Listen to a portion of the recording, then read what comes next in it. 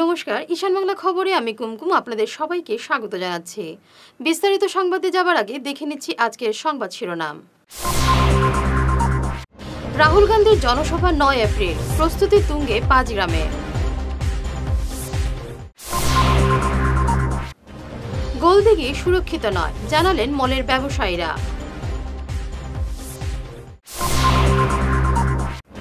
উধারবন্দে auto bike সংঘর্ষ, মৃত 1।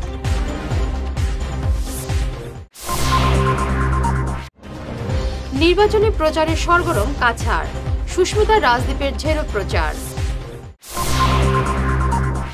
এবারে বিস্তারিত খবর। 9 এপ্রিল পাঁচগ্রাম আসছেন কংগ্রেস সভাপতি রাহুল গান্ধী। তিনি পাঁচগ্রামের ইন্টাক খেলার মাঠে এক নির্বাচনী সভায় ভাষণ দেবেন। তার আগমন উপলক্ষে ব্যাপক প্রস্তুতি শুরু হয়েছে। করিমগঞ্জের কংগ্রেস নেতা বিধায়ক কমলাক্ষ দে পরকায়স্থ মাঠের প্রস্তুতি পরিদর্শনের জন্য শনিবার পাঁচগ্রাম আসেন। তিনি বলেন, রাহুল গান্ধীর জনসভার জন্য তারা সব ধরনের প্রস্তুতি নিচ্ছেন। 9 তারিখ আমাদের ভারতবর্ষের ভাবী প্রধানমন্ত্রী তথা ভারতীয় জাতীয় কংগ্রেসের সভাপতি রাহুল গান্ধী আমাদের পাঁচগ্রামে আসবেন। উদ্দেশ্য হচ্ছে গিয়ে যে আমাদের 14 থেকে আমাদের কাঁচার পেপার মিল বন্ধ হয়ে পড়ে আছে। মানে আমাদের ইকোনমিক সিস্টেমটা একদম প্রায় ধ্বংস। চাকরি নেই, যুবকরা এমনিতে ঘুরছে এবং বিশেষ করে যারা পাঁচগ্রাম পেপার মিলে যারা কাজ করতো এখন অনেকেই মানে প্রায় 51 জন মানুষ ইতিমধ্যে আত্মহত্যা করেছে, কেউ বা চিকিৎসার অভাবে। তো সেই কথাগুলো আমরা গুয়াহাটিতে হয়তো বা আমাদের কংগ্রেস সভাপতি বলেছেন, রাহুল গান্ধী মহাশয় বলেছেন যে সেই পেপার মিলকে আবার পুনর্জীবিত করবেন। গোলদিঘি মল মোটেই নিরাপদ নয়, যে কোনো সময় বড় ধরনের ঘটনা ঘটতে পারে। শনিবার সাংবাদিক সম্মেলন করে এই আশঙ্কা ব্যক্ত করলেন গোলদিঘি মল মার্চেন্ট ওয়েলফেয়ার অ্যাসোসিয়েশন। তারা বলেন, গোলদিঘি মল উত্তর পূর্বের সর্ববৃহৎ মল, কিন্তু কোনো নিরাপত্তা নেই, নেই ভালো সুরক্ষা, নেই অগ্নি নির্বাপক ব্যবস্থা, নেই পর্যাপ্ত সিসি ক্যামেরা। বর্তমানে যে অবস্থায় মল আছে তাতে বিনা দ্বিধায় সমাজবিরোধীরা যে কোনো সময় নাশকতা সৃষ্টি করতে পারবে। তার জন্য মলের ব্যবসায়ীরা মল পরিচালন কমিটিকে দায়ী করেন। সাংবাদিক সম্মেলনে উপস্থিত ছিলেন সংস্থার সভাপতি রামানুজ গুপ্ত, সহসভাপতি ইন্দ্রনীল সিনহা, কোষাধ্যক্ষ সন্দীপ পাল, সহসম্পাদক অশোক পাল, কার্যকরী সদস্য স্বপন কুমার পাল, গোবিন্দ কংসবণিক প্রমুখ। যে গোলদিঘি মল আজকের দিনেও নর্থ ইস্ট রিজনের মানে উত্তর পূর্ব ভারতের বৃহত্তম মল। তো এখানে যারা আজকে আসেন মলে, আজকে আমার জেনারেল পাবলিক যারা আসছেন, যারা পৃষ্ঠপোষকতা করছেন, প্যাট্রোনাইজ করছেন আমাদের মলকে, তাদের আজকে সিকিউরিটি পয়েন্ট অফ ভিউতে মলটা কতটুকু সুরক্ষিত সেটা দেখার দায়িত্ব কিন্তু আমাদের সবাই রয়েছে।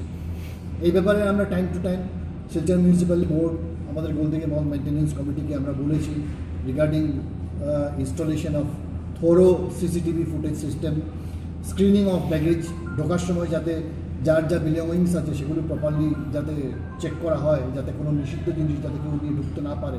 At the same time fire fighting system, যেটা একটা খুব গুরুত্বপূর্ণ ব্যাপার মলের ব্যাপারে, কোনোটাই কাজ করছে না। তো যেহেতু আজকে পাবলিক সেফটি অ্যান্ড সিকিউরিটি দরকার, সেই জায়গায় আজকে মিউনিসিপ্যালিটি করুক চাই না করুক, আমাদের ম্যানেজমেন্ট কমিটি করুক চাই না করুক, আমরা গোলদিঘি মল মার্চেন্ট ওয়েলফেয়ার অ্যাসোসিয়েশন আমরা বদ্ধপরিকর যে আমরা শহরবাসীকে একটা আজকে সুস্থ পরিবেশ এবং সুরক্ষিত পরিবেশ আমরা দেব। তার জন্য আজকে আমরা আপনাদের দেখেছি যে আপনাদের সহযোগিতা দরকার, জেনারেল পাবলিকের সহযোগিতা দরকার, এবং তার জন্য আমাদের যা যা করা দরকার আমরা করব। উধারবন্দে শুক্রবার অটো ও বাইকের মুখোমুখি সংঘর্ষে আহত 4 জনের মধ্যে একজনের মৃত্যু ঘটল শিলচর মেডিকেল কলেজ হাসপাতালে। তার মরদেহ উধারবন্দের বাড়িতে নিয়ে আসা হয়। নিহতের নাম শক্তিপদ আচার্য। অন্য আহতরা হলেন তার বৌদি মঞ্জু আচার্য, কুম্ভা চা বাগানের বাসিন্দা অরুণ বড়াইকের ছেলে অর্জুন বড়াইক ও বরখলার Gautam Baraik. 400 gram brown sugar সহ মেঘালয়ের 3 যুবককে গ্রেফতার করা হয়েছে বিহারায়। ভাঙ্গারপাড় পুলিশের ফ্লাইং স্কোয়াড এই অভিযান চালিয়ে পেট্রোল পাম্পের সামনে এই যুবকদের আটক করে। তাদের গতিবিধি সন্দেহজনক দেখে পুলিশ তাদের আটক করে। তাদের কাছ থেকে ব্রাউন সুগার বাজেয়াপ্ত করা হয়। একটি অল্টো সহ এদের ধরা হয়। ধৃতের নাম ইমন ডিং, রিমিনি সাইলা ও হাগম রিম্বাই। চন্ডীঘাটের গৌরাঙ্গ দাস তার উপর আনা অভিযোগ অস্বীকার করে বলেন, তিনি দীনদয়াল উপাধ্যায় গ্রামীণ বিদ্যুৎ প্রকল্পে কোনো ব্যক্তির কাছ থেকে বিদ্যুৎ সংযোগ দেওয়ার নাম করে কোনো টাকা নেননি। এটি সম্পূর্ণ সাজানো অভিযোগ বলে তিনি দাবি করেন। তিনি ছাড়াও অন্য অভিযুক্তরাও এই অভিযোগ খণ্ডন করেন।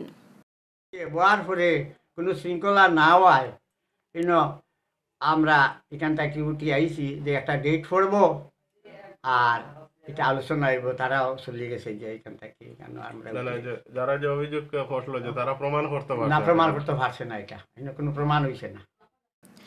ডিসকাউন্ট বাজার জমে উঠেছে শিলচরে। ক্যাপিটাল পয়েন্ট থেকে প্রেমতলা অবধি চলছে ডিসকাউন্ট বাজারের রমরমা। রাস্তার দুপাশের ফুটপাত চলে গেল হকারদের দখলে। রাস্তায় এখন সারাদিন লেগে থাকে যানজট। ডিসকাউন্ট বাজারের ফলে এখন লোকের লোকারণ্য সেন্ট্রাল রোড। কি নেই এই বাজারে? কাপড়, প্লাস্টিক থেকে শুরু করে ক্যালকুলেটর, ছাকনি, লণ্ঠন, সব কিছু।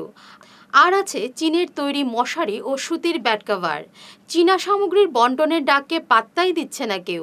প্রবল নির্বাচনী উত্তাপের মধ্যেও সারা শহর এখন মেতে আছে চৈত্র ডিসকাউন্ট বাজারে। এবারে নির্বাচনী খবর। নির্বাচন যত এগিয়ে আসছে ততই প্রচার জোরদার করছে কংগ্রেস বিজেপি। গ্রাম শহরে ঝেড়ো প্রচার করছেন কংগ্রেস প্রার্থী সুস্মিতা দেব ও বিজেপি প্রার্থী রাজদীপ রায়। পশ্চিম কাঠিগড়ায় ব্যাপক প্রচার চালালেন সাংসদ সুস্মিতা দেব। এই সভাগুলিতে তিনি কেন্দ্রের মোদী সরকারের বিভিন্ন নীতির সমালোচনা করেন। বিজেপি মুখে সততার কথা বললেও আসলে তারাই দুর্নীতির প্রত্যক্ষ মদতদাতা বলে তিনি মন্তব্য করেন। কালাইন ব্লক কংগ্রেস সভাপতি বিশাল সরকারের পৌরোহিত্যে অনুষ্ঠিত এই সভাগুলিতে সুস্মিতা বিজেপিকে উৎখাতের ডাক দেন। দুর্গা পূজা হলে, সরস্বতী পূজা হলে যে ছেলে মেয়েদের কিছু কিছু কাপড় চুপড় কিনতে লাগে, এইগুলা কাজ করতে পারে। আর মোদিজি কি বলেছে, উজ্জ্বলা গ্যাস 2 কোটি মহিলাকে উনি সম্মান দিয়েছেন, গ্যাস সিলিন্ডার দিয়েছেন। কিন্তু প্রথম গ্যাস সিলিন্ডার, 2 নম্বর গ্যাস সিলিন্ডার তো কিনা যায়, কিন্তু 3 নম্বর গ্যাস সিলিন্ডারের দাম কিন্তু 900 টাকা। এটা কিভাবে দিবে মা বোনেরা? আর ফোনে বুকিং করতে হয় উজ্জ্বলা গ্যাস। বাই চান্স যদি জিরোতে টিপে দাও তবে তো সাবসিডি নাই, শেষ, গ্যাস কানেকশন শেষ। তাই বলে সুধা, তাই বলে প্রশ্নটা হলো, গরিব মানুষের সরকার হলো কংগ্রেস সরকার আর ধনী মানুষের সরকার হলো বিজেপি। দেখেছেন তো দেশের প্রধানমন্ত্রী 10 লক্ষ টাকার কাপড় লাগায়। 1 লক্ষ ভোটের ব্যবধানে এবারও জয়ী হবেন সর্বভারতীয় মহিলা কংগ্রেস সভানেত্রী সুস্মিতা দেব। এই দাবি কাঠিগড়া কংগ্রেসের। ব্লক কংগ্রেসের কর্মকর্তারা সাংবাদিক সম্মেলন করে জানান, কাঠিগড়ায় মোদির কোনো হাওয়াই নেই। তাই বিজেপি প্রার্থী রাজদীপ রায় কোনো ফ্যাক্টর নয় কংগ্রেসের কাছে। সুস্মিতার জয় শুধু সময়ের অপেক্ষা বলে জানালেন ব্লক কংগ্রেস কর্মকর্তারা। সাংবাদিক সম্মেলনে উপস্থিত ছিলেন ব্লক কংগ্রেস সভাপতি হুসেন আহমেদ চৌধুরী, সাধারণ সম্পাদক এনামুল হক, স্বপন দেব, বিশ্বজিৎ মালাকার, নিখিলেশ দেব, আমিনুল হক চৌধুরী, রঞ্জনা মালাকার, মৃদুল নাগ প্রমুখ। আমরা বিজেপি বিগত দিনে যে আমাদের বিজেপি নেতৃত্বাধীন নরেন্দ্র মোদী নেতৃত্বাধীন সরকার এবং আমাদের মাননীয় প্রধানমন্ত্রী নরেন্দ্র মোদী মহাশয় যেসব জনগণকে প্রতিশ্রুতি দিয়েছিলেন, সব প্রতিশ্রুতি মিথ্যা, সেইগুলো জনসমক্ষে তুলে ধরার জন্য আমরা সংবাদ মাধ্যমে আজকে দেখেছিলাম। এবং আমাদের স্থানীয় বিধায়ক মহাশয় যেভাবে আমাদের এলাকার উন্নয়ন, জনগণের উন্নয়ন না নিজ উন্নয়নে ব্যস্ত, সেই সব জিনিসগুলা জনসমক্ষে তুলে ধরলাম।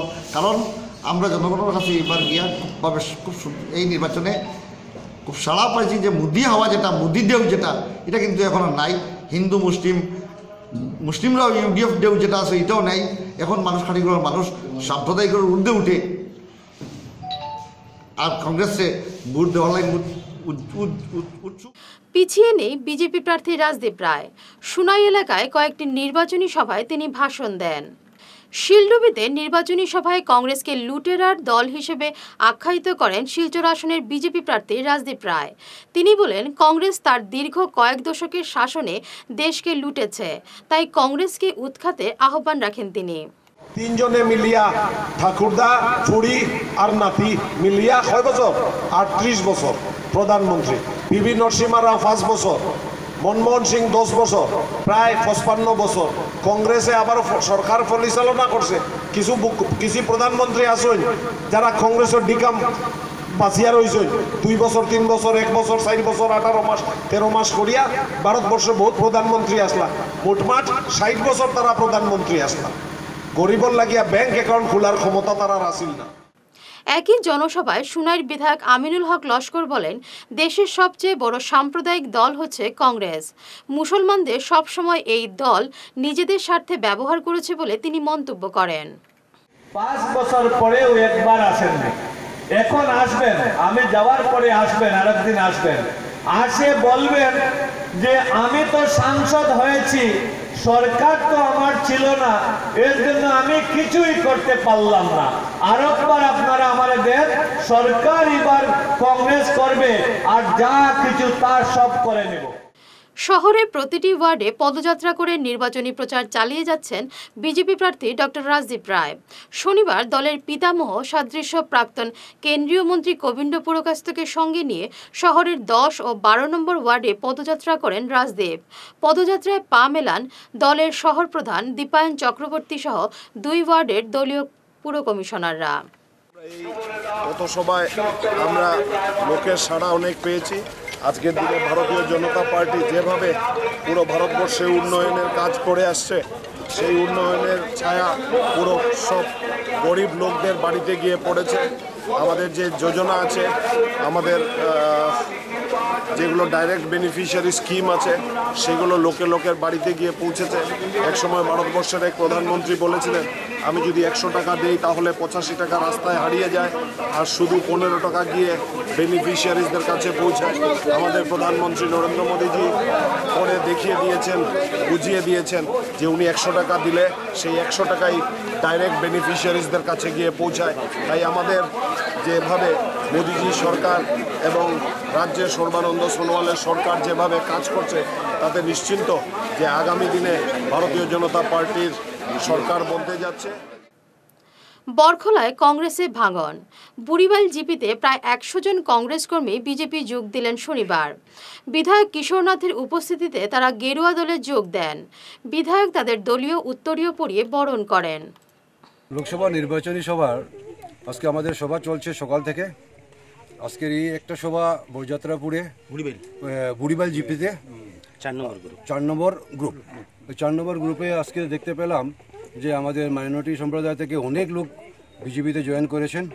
ওনারা আগে কংগ্রেসে ছিলেন, কেউ বা অন্য দলে ছিলেন, ইউডিএফে ছিলেন, বিভিন্ন দল ত্যাগ করে আর নরেন্দ্র মোদীজির যে উন্নয়নমূলক কাজ দেখেছেন, আসামের মুখ্যমন্ত্রী সর্বানন্দ সোনোয়াল মহোদয়ের উন্নয়নমূলক কাজ দেখেছেন, বরখলাতে যেভাবে কাজ হয়ে গেছে সেই সব কাজ দেখে সেই কাজের প্রতি লক্ষ্য রেখে ওনারা দল ত্যাগ করে আজকে ভারতীয় জনতা পার্টিতে যোগদান করেছেন।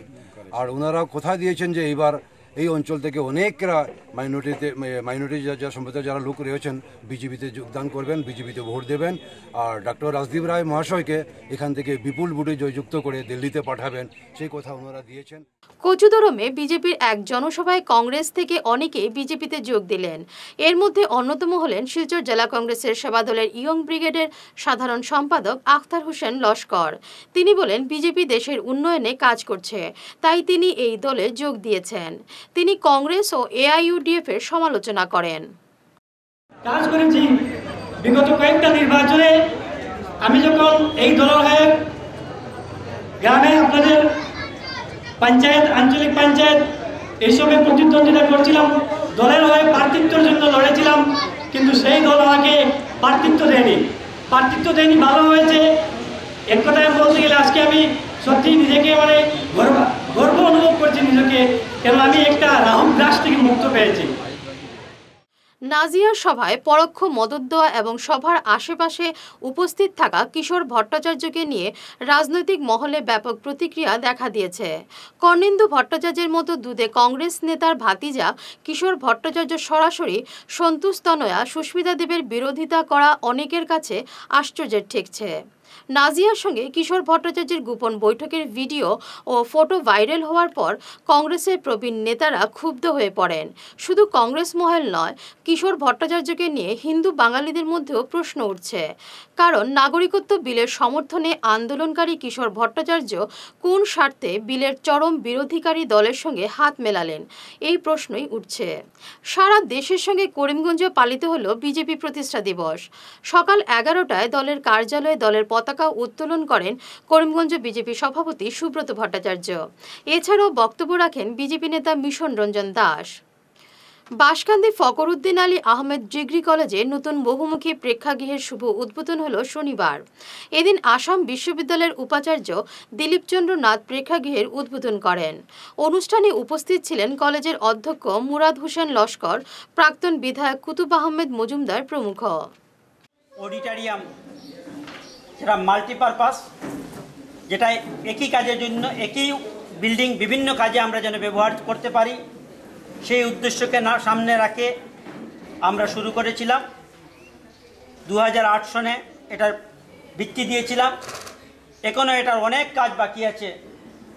5 তলা হবে, শেড হবে, নিশ্চয়ই একদিন হয়ে যাবে। আর আমরা এই অডিটোরিয়ামের মাধ্যমে বড় ধরনের পরীক্ষা এখানে একসাথে 300, 400, 500 অডিটোরিয়ামের ভিতরে যেন হয়ে যায়, ক্লাসরুম ছাড়াও, সেটাও আমরা প্রোগ্রামকে সামনে রেখে আমাদের কাজকে এগিয়ে চলছি। আমাদের শিক্ষা এমন শিক্ষা উচিত যে শিক্ষাতে আমাকে পায়ে দাঁড়াতে সাহায্য করে। সেটা হয়তো আমাদের এখনো হয়নি, যার জন্য আমরা কি করি, সবসময় ভাবি যে পাস করে একটা চাকরি চাই। শিক্ষা মানুষকে প্রথম করতে হবে ক্যারেক্টার বিল্ডিং, চরিত্র গঠন করে দিতে হবে এবং নিজের মেন্টাল স্ট্রেংথ, মানসিক শক্তি যোগাতে হবে। তাহলে সে নিজের পায়ে দাঁড়ানোর চেষ্টা করতে পারে। সেটা কি, যেমন বলেছিলেন যে স্কিল ডেভেলপমেন্ট হতে পারে, ব্যবসা হতে পারে। গভর্নমেন্ট সার্ভিস কতটা? খুব কম, খুবই কম। কিন্তু আমাদের ছেলেমেয়েরা এবং অভিভাবকরা ভাবে পরীক্ষা দিলেই পাস করলে চাকরি পেয়ে যাবে, চাকরির জন্য ছুটে। এত বড় দেশ, 130 কোটির দেশ, 50 কোটি হচ্ছে প্রায় ইয়াং যুবক যুবতীরা। তাদের পড়ার সুযোগ নেই, দেশে পড়তে পারে না, সুযোগ পায় না। যদি আমাদের দেশে প্রায় 43,000 কলেজ আছে, একটা ওয়ান, এটা একটা তার মধ্যে, তো তাকে সবাই। নিউ অক্সফোর্ড স্কুলে 17তম প্রতিষ্ঠা দিবস পালিত হলো শুক্রবার। রাজীব ভবনে এ উপলক্ষে অনুষ্ঠিত হয় সাংস্কৃতিক অনুষ্ঠান। স্কুলের ছাত্রছাত্রীরা নাচ গানে দর্শকদের মুগ্ধ করে তোলেন।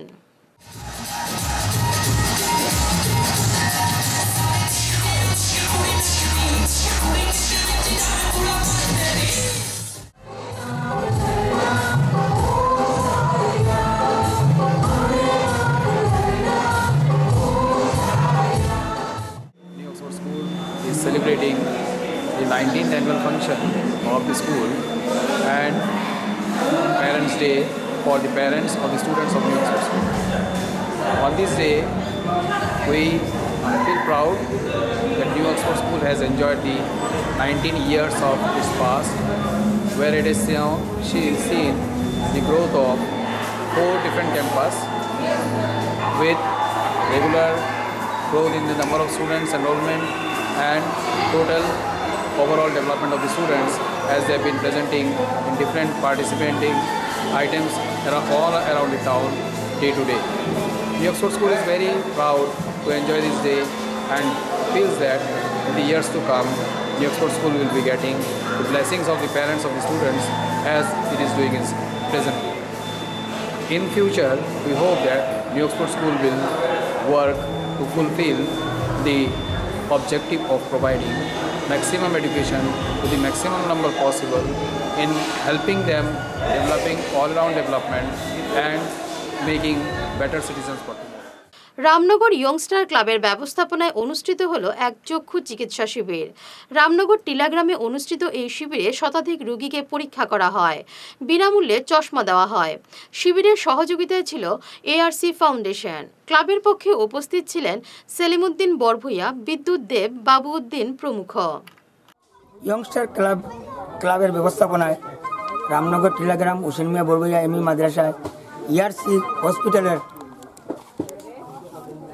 মাধ্যমে এক চক্ষু শিবির আয়োজন করা হয়।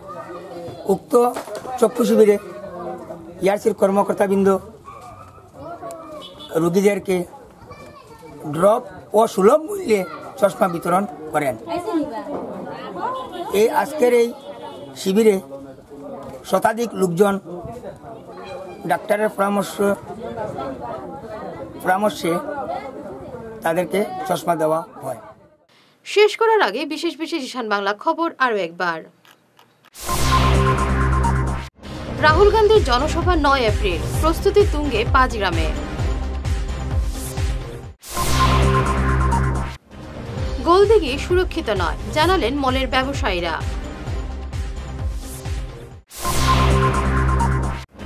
উধারবন্দে অটো বাইক সংঘর্ষ, মৃত 1।